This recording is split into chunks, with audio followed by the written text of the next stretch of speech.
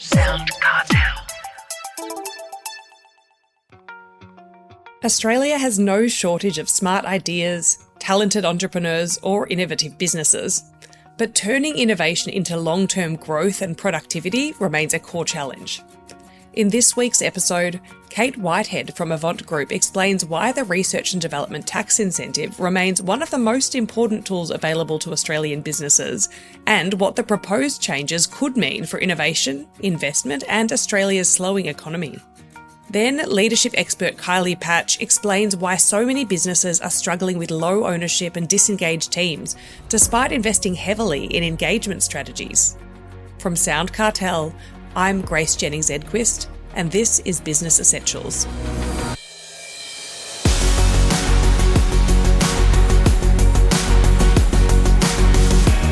When it comes to productivity and commercialising innovation, the data shows Australia is still falling behind, as demonstrated in the June announcement of a low annual rate of growth at 2.5%, with the GDP forecast to continue to decline through 2026. Kate Whitehead, founder and managing director of Avant Group, says the R&D Tax Incentive remains one of the most important tools available to Australian businesses investing in technology and future growth. So how significant are the proposed changes to the R&D Tax Incentive, and what impact could they have on innovation in Australia? Kate explains to Nicole Goodman. Look, it's interesting timing because obviously GDP per person back in 2002 was projected to grow to 90% over 40 years. But by 2023, that projection had fallen to 57%. And that was a report that was released by the Strategic Examination into R&D. So that just shows we've got a productivity issue with this economy, and unfortunately it's getting worse. So one lever that you can obviously always pull as a government is the R&D tax incentive. So it is a large broad-based program that is designed to encourage R&D.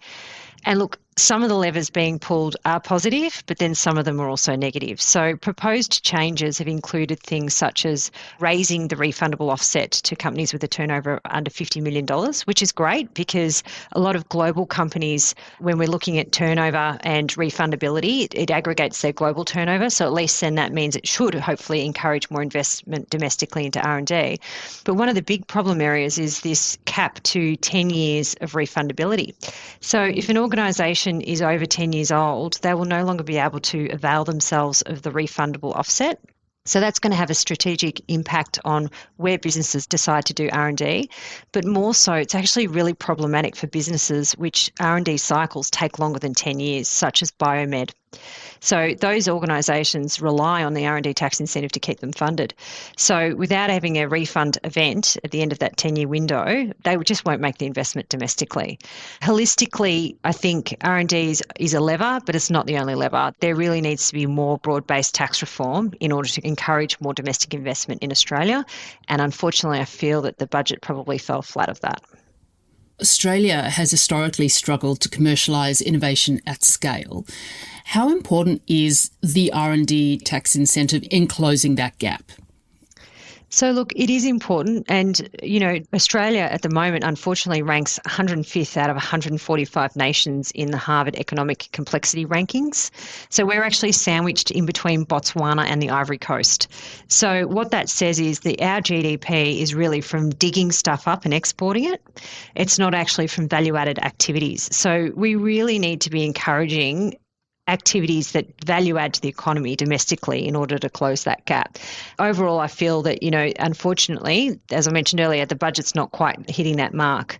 Our commercialisation gap is very well documented. We rank 25th globally for firms that introduce novel products and 32 out of 36 OECD countries for industry collaboration with researchers in universities. The R&D tax incentive is our largest format for support to encourage R&D, but we're also seeing an ongoing decline in business research investment. And I think that it's a general broader economic indication of where we're heading. It costs money to invest in R&D. And businesses need to make a strategic decision in a high-cost economy whether or not you would do it domestically. And unfortunately, we're seeing this decline because I think, we're one of the highest corporate tax jurisdictions in the world. And then now we're seeing additional disincentives with, the CGT rates up to 47%. It feels like a bit of a pressure cooker that's going in the wrong direction.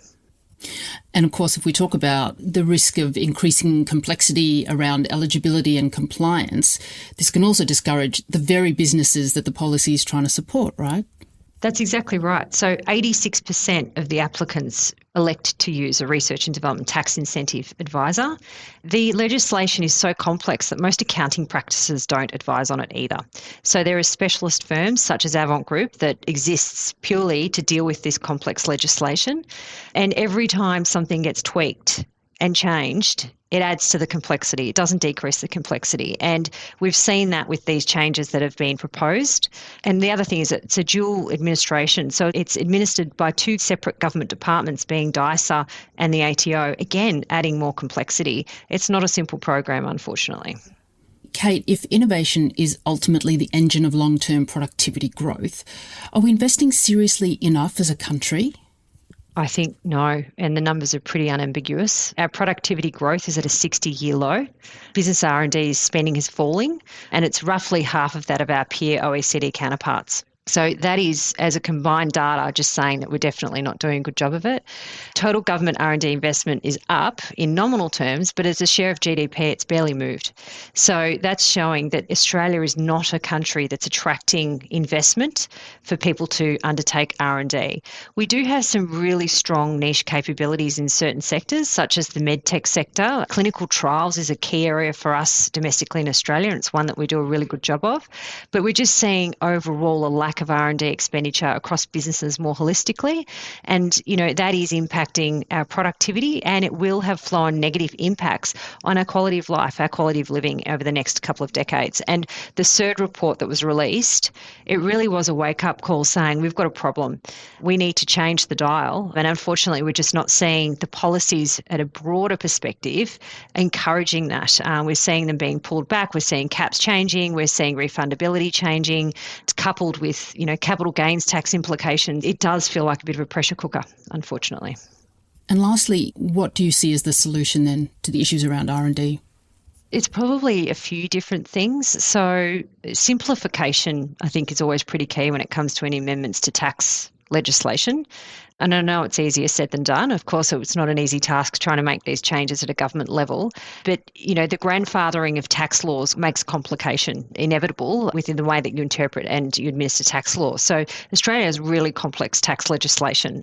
So simplification, I think, is pretty key. The other thing I'd be doing is I would administer it within one department rather than two. So it should be a dual administration. The upfront eligibility process should be faster and easier. As a small business, if you elect not to use an R&D advisor, you should be able to do that, and it should be easy for you.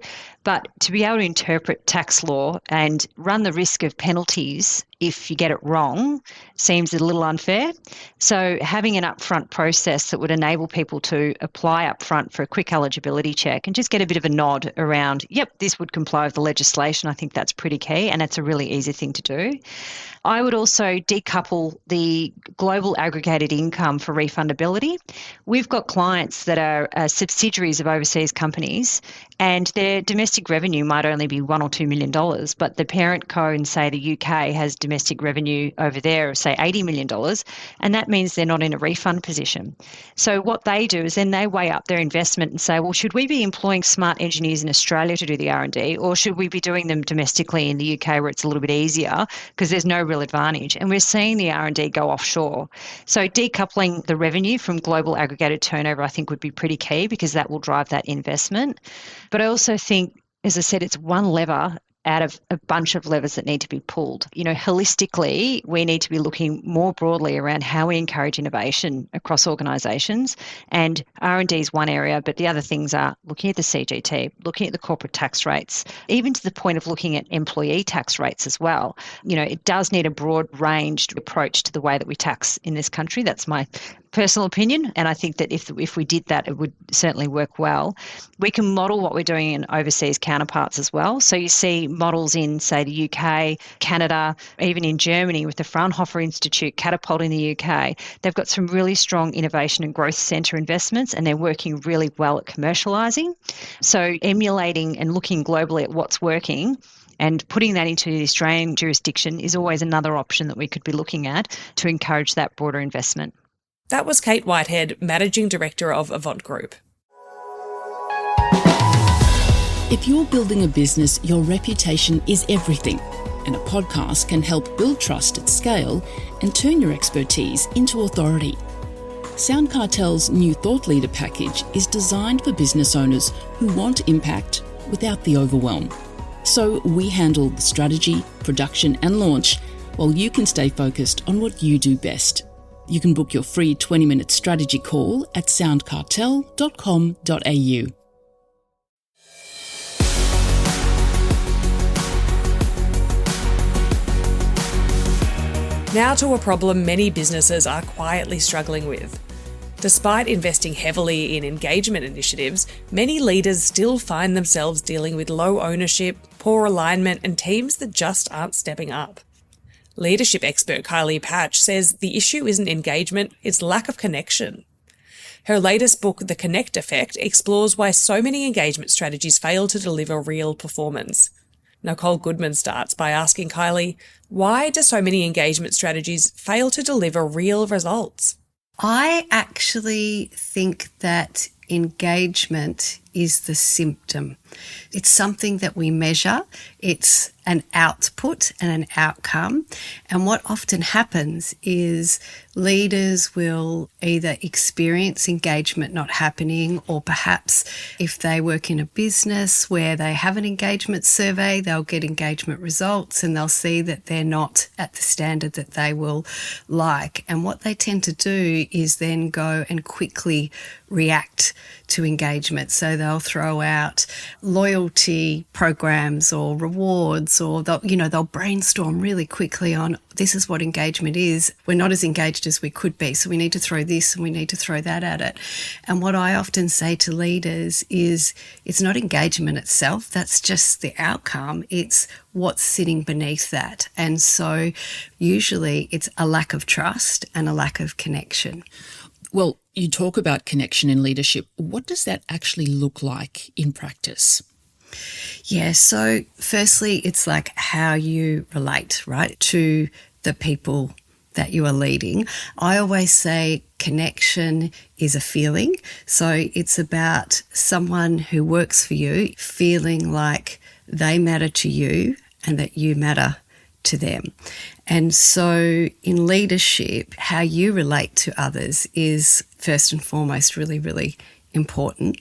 I think what else it looks like in practice is the effort that you put in. So like all relationships, it's important to be present. It's important to be respectful and considerate and to give time to a relationship. And the other couple of things are, how you communicate. Are you direct? Are you abrupt? Do you limit your communication? Is it very brief versus being really clear and making the time to communicate? And when you do communicate, that you do it with, I like to say, compassionate curiosity. So you're very generous in your thinking and the way that you ask questions, and you inquire in a way that you assume good intent rather than interrogate the other way. So there are a couple of things that I think are really helpful when it comes to connection and leadership. For small and medium business owners, then, how does a lack of connection show up in their teams day to day? I think how it shows up is things are a little bit more transactional. So things will just happen on the surface level. People will do the bare minimum. They won't really sort of lean in or do anything more. They often won't show as much initiative as you would like. I think it also shows up a lot in behaviour. So you will find that there'll be a fair bit of defensiveness, dismissiveness. Often there'll be a lot of excuses. So I didn't do that, wasn't my fault. So there's a fair bit of blame that sometimes comes up and a lack of ownership. And I think what you also find in a business is you'll have higher levels of absenteeism, people taking time off, and you'll actually find that you'll have fairly high levels of staff or employee turnover. And they're often really good indicators that that's happening. And that has an impact. And so how does stronger connection translate then into better performance, ownership and accountability? I feel like with performance, we work harder for people that we trust, and we work harder for people that we are connected to and connected with. And so what we naturally see is that there'll be more loyalty, there'll be more of an inclination to actually want to help out, to show initiative, to do more. And so we see performance go up. When it comes to ownership, again, when there's a strong relationship, when there's trust there, people will be willing to actually take some risks, try out some things, come forth with ideas and solutions and suggestions, because they'll feel safe to do so. So you'll get more of that. And then when it comes to accountability, some of the same things, because people will feel safe to own their mistakes. So they'll be okay to put up their hand and say, hey, I messed that up, wasn't quite right, but, I own it, and here's what I'm going to do to fix it, or I'll do something a little bit differently. Lastly, Kylie, what's one thing that a leader could start doing differently tomorrow to build a stronger connection with their team? Yeah, I think the one thing that I always say to leaders is get to know your people beyond their role. Get to know, I call it know their why. So know why they do what they do, like what really motivates them and drives them. Know their wants, know their goals, know what they aspire to do, what they want to actually get out of the role and the job that they're in. There's a couple of things that happen with that. Not only will your people feel like they're heard and understood and that you care for them, when you actually find out what they want to do and you actually work with that, you'll get greater loyalty, you'll get greater engagement, you'll get greater buy-in to things. And the other thing that I always say is know their why, know their wants, and know their way. So know how they prefer to communicate. Find out how they like to receive information. Just find out which way works for them. And I think now we live in a society where different generations expect us to find these things out. So know your people beyond the surface level is the first step. And then I think the second step is to show them that you know. So if you find out what their motivations are, or what their strengths are, or the things that they want to do, turn that into something tangible. So if someone says, oh, look, I'm really creative and I like to problem solve, next time you've got a problem, come to them and say, hey, I know that you love problem solving and I can see it's a strength of yours. Could I get some help from you on this challenge that I've got right now? So know them and show them would be a good start. That was Kylie Paatsch, leadership expert, founder of Kylie Paatsch Leadership and author of The Connect Effect.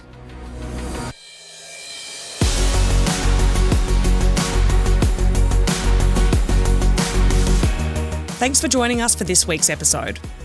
Follow Business Essentials podcast across social media and head to businessessentialspodcast.au for more. Business Essentials is a Sound Cartel podcast. Producers are Nick Schilberger, Nicole Goodman and myself. Technical production is by Pete Letts. I'm Grace Jennings-Edquist. Thanks for listening. We'll bring you more Business Essentials next week. Sound Cartel.